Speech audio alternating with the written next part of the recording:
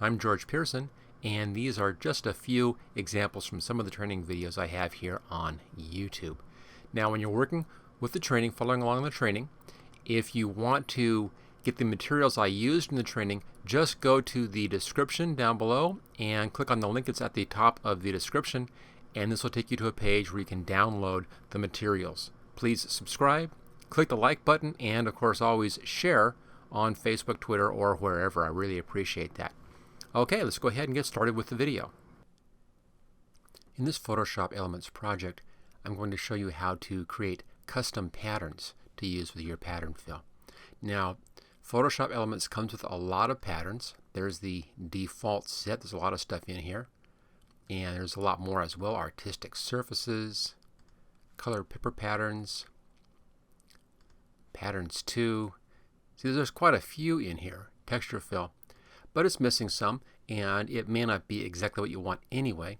One of the ones that's missing from their selection is a standard striped pattern like this, something which is easy to use in a lot of different kinds of projects. Or maybe a zigzag pattern, or even a little more custom like this thing made up of just kind of a whole bunch of apples. These are all easy to do, and let me just show you how that's done. I'll do the easiest ones first and the most difficult one of this set second. Now, on all of these, you need to do a couple of things. Here's my pattern file. You need to determine how large of a pattern you want this to be, and I can show this with the apple in here. Let me just put our background back in. There we go. And you can see in here that this pattern is repeated a whole bunch of times on the page. Now this image, this is a fairly small image, is 1/2 inch wide by 1/2 inch tall. So it's a 1/2 inch by 1/2 inch square. Over here, this is set at the default Photoshop Elements size, which is 6 inches by 4 inches. If I pull a guideline down to the 1/2 inch mark, and then one over to the 1/2 inch mark, you'll see right there, there is the size of the file I had. So it simply takes this file and then repeats it into a grid based upon that size. That's the basic concept. You want smaller apples, you need a smaller image over here, or have the apple smaller over here. You want bigger apples, then you need a bigger file to work with. So you can determine what size you want this to be, kind of get an idea by putting in a little grid line here using your guidelines to determine what size file you want. We'll stick with this 1/2 inch by 1/2 inch, which works out pretty well. Okay, starting off with this one, this is easy. Let me show you this apple first. And we'll go to graphics. I'm just using the graphics and shapes. These are the black and white shapes.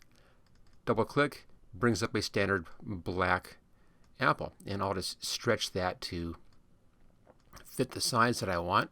Maybe a little bit of an adjustment in here. I'm setting it up so it fits inside that middle square formed. Now I've divided the page in half and then in quarters with these guidelines. That's all that is. That's 1/2 inch wide, that's 1/4 inch, that's an 1/8 inch. These are divided up into eighths of an inch. Now we can fill this with red.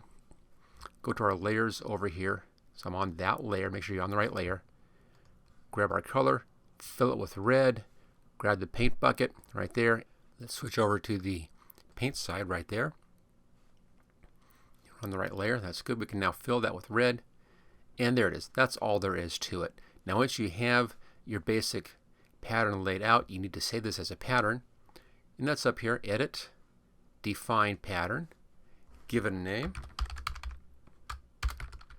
I'll just call it apple, choose OK. We now have that pattern set. If we go back to our paint bucket, back to our patterns, and bring our list up, there's that new pattern right there. So if I used that on this page, it would fill in exactly like that.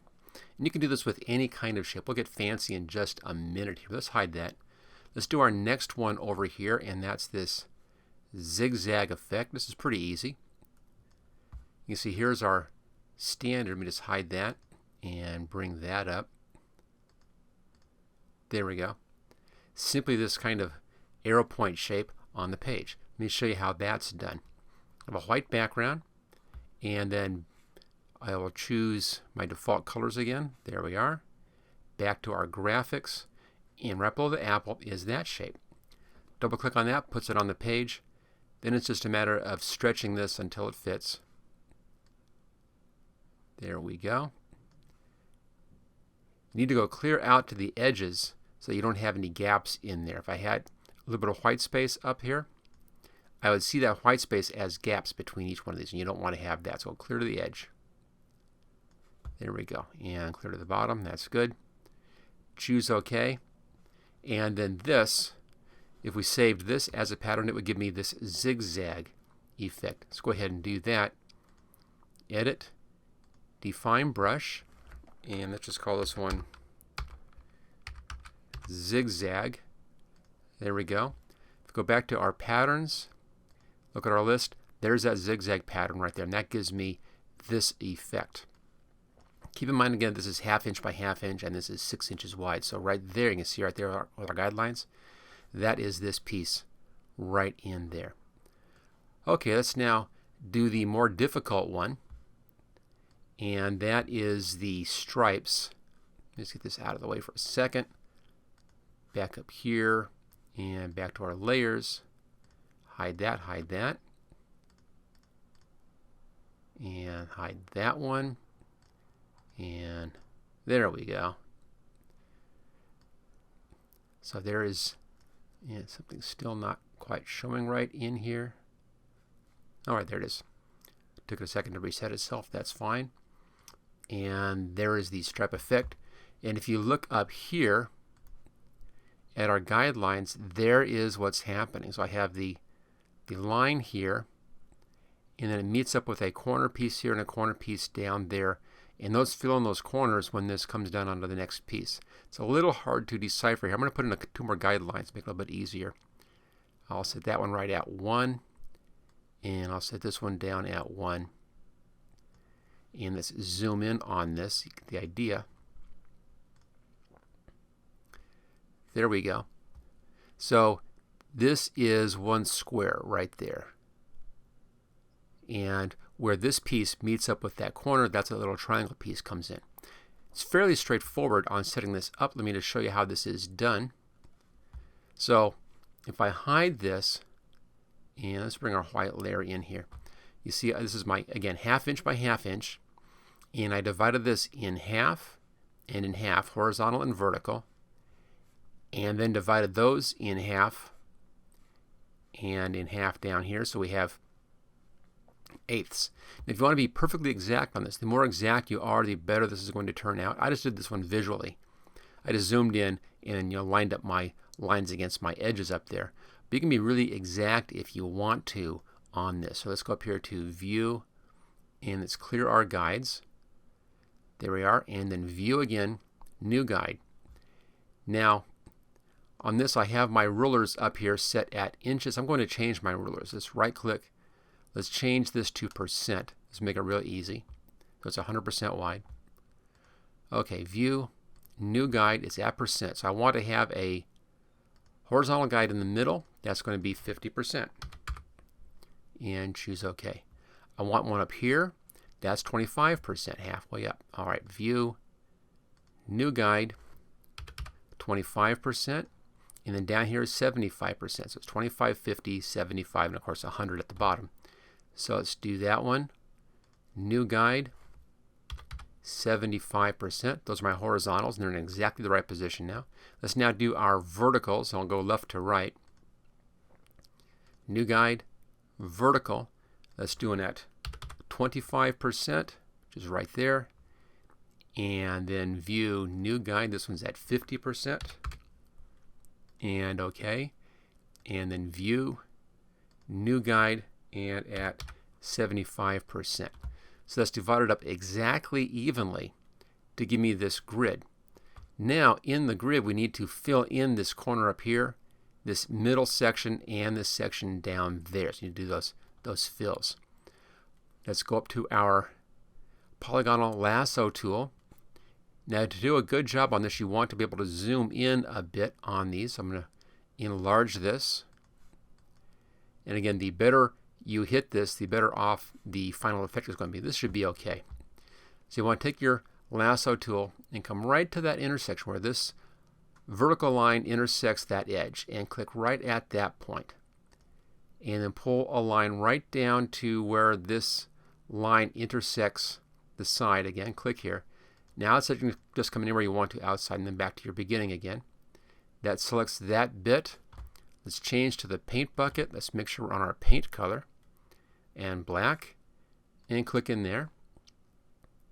And we make sure I'm on the right layer as well. Let's just see where we're at. Okay, that's the layer I want to be on. And then click. There we are. There's our first one. Let's deselect, and we'll do a new selection. Let's do the bottom one since that's pretty straightforward. I'm just going to resize this a little bit here so we can see that. Okay, the bottom one, same thing. Find that intersection of the line and the side. Click, come down to the next intersection right down there. Try to be as careful as you can. Click and then just go outside and then back to your beginning point. Notice how the cursor gets a little circle next to it. That lets me know that it's right back at the beginning again. Okay, so this is selected. Back to the paint bucket, paint, black, and click. That fills that in. All right, now for the middle section, we want to use this point, and then across the way this point and that point. So I'll start right here. I'll come in here. I'm going to click right where that intersects, right there. I'll pull a line right down here to where this one intersects, and then outside like we did before, up to this point. Again, find that intersection, click on that, come clear across up to this intersection, click, and come outside, and then come down and click on your beginning again. That gets that middle section selected.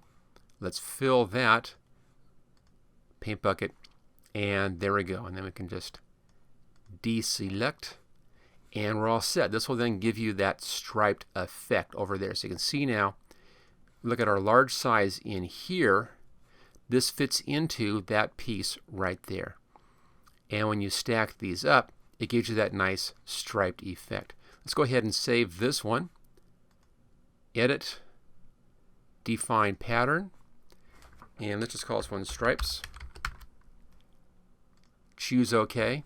We can now go over here to our patterns, paint bucket and pattern. Click on our list, and there's the stripes. Now the last thing you want to do is you want to save this set. Whatever you happen to have this in. I have mine sitting here on the texture fields. That's the last one we looked at in our example, and that's just where these kind of ended up. You want to save your set. Now if you want to do a custom set with nothing else in it, that's easy to do. Let me show you how that's done. First off, go up here, little icon, click on that and choose Save Patterns. And then give this a name. I already have some patterns up here, so I'm going to save this one as Custom Patterns 2. By default, it goes into your standard Photoshop Elements Presets Patterns folder right there. And notice it's in my user folder. It's not in the program folder. So it's in the user folder under App Data, Roaming, Adobe if you want to hunt that down. But there's no real need to. Just go ahead and use that Save As. Give it a name, choose Save. I've now saved that pattern. Now, I'm going to load that pattern set. Actually, let's replace the patterns. I'll replace what I have in there with my Custom Patterns 2 and load. Now let's clean this up in here. I'm going to right-click on these patterns and delete these ones. These were just kind of left in here before from the pattern set that happened to be up as I was making the custom patterns. And just right-click and delete, as you can see here. Right-click and delete, and we'll just work across till I get rid of all of these other patterns in here. Right-click, delete, right-click, delete. Let's now save this again. So save patterns. Make sure I'm on my pattern name up there. Now there is a custom pattern set that comes in up here. If I wanted to make a custom patterns, it will automatically come in on that custom pattern. I'll show you where that is in just a second, but I'm saving them as Custom Patterns 2. Save, overwrite, yes. Okay, here's the custom patterns. So you always have one down there. If you always save to that file, you can then have one that just has those patterns. But you can have several pattern sets. So I put it back to the texture fill tool. Let's now go back up here. Let's replace patterns, Custom Patterns 2, and load. And there's our custom pattern set. This still says up here the last thing that you were on. So You don't need to worry about that. So there we go. We've made some fancy patterns. We've replaced our patterns. We now have a custom pattern set with our patterns in there. Let's now go ahead and do one more fancier pattern, because you can just see how fast or fancy you can get on this. I don't need this quite as large any longer. I'm going to use the Control key here, or the Alt key rather, and zoom out a little bit. Let's just squeeze that down. And let's go over to this file and zoom key, and let's fit screen on that. And then let's fit screen on that. There we go. Now on this one, I'll put in a new layer right there. Let's just hide that layer. And over here, let's hide this. Let's bring our white layer back in again. And I'll move that to the top so it hides everything else nice and clean that way. Okay, let's do something just a little bit fancier, not too much. Let's go over here to our graphics, and this time instead of using shapes, let's go to the graphics. Now these are actual pictures in here, and you can use these as well. You can use anything you want in here if you want to have a pattern made up of pictures. It doesn't have to be a pattern made up of just graphics. So let me just find something kind of interesting in here. That's kind of fun. I'll just grab this heart. This would work out for a Valentine's Day thing, which I'm not doing right now, but this would work for that. I'll make this a little bit larger and kind of center that. I actually got two on there. That's fine. Let's make this one a little bit larger as well. So a couple of hearts in here. Use my cursor keys to get my position exactly right. Let's now come in and adjust this a bit. Go to our layers. There. Let's go back to this layer, and I'm going to take a darker red like that. Fill that. Let's make sure we're on the paint fill and not the pattern fill. So make sure on the paint fill. Make sure we're on the right layer here. And there we go. Just kind of a subtle double heart thing on a red background. That's okay. Let's make this a little bit fancier. I'll go to our top heart, and let's go to layer, layer style, style settings, and let's try a little inner glow, and let's adjust the size a little bit. So just a little bit of a glow on that. That's kind of fun.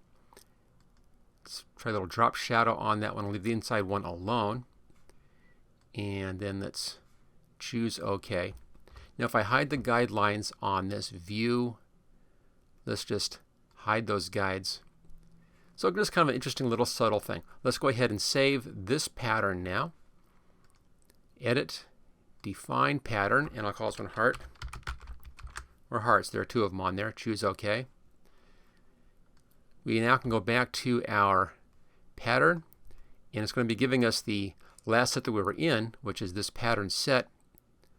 While I'm here, I'm going to go ahead and save these patterns back to that same file again and overwrite that. There we are. So I've saved that pattern. Double click to set it in place.